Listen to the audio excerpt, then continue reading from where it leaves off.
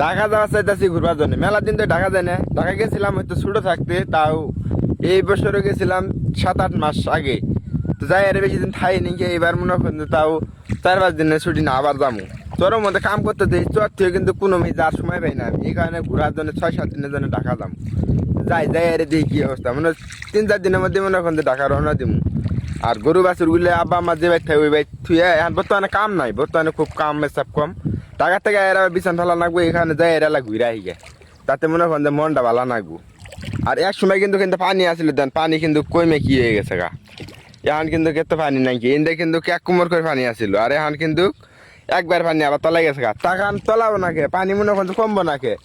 যে রোদ, যে মনে করেন যে যাইতাছে খরান যাইতাছে, এই কারণে তো মনে করেন পানি কমে যাইতাছে গা। আমি এনে বই আইরে দাঁত ঠিক হয়েছে নি, এই বালুতে দাঁত ঘষলে মনে করেন চকচক হয়। যাইতাছি যে ফোন চার্জ দিবার জন্য, এই যে চার্জার যাইতাছি। আর ওই যে বাড়ি, ওই বাড়ি থেকে কিন্তু কারণ আমি আমার আব্বা আমার যে বাড়িতে ওই বাড়ি যাম না, ভাই যে বাড়ি থাকে ওই বাড়ি যাম, মানে ভিড়ের মধ্যে যাম আর কি। ওই বাড়িতে যাই ফোনটা চার্জ দেয় না হিগে।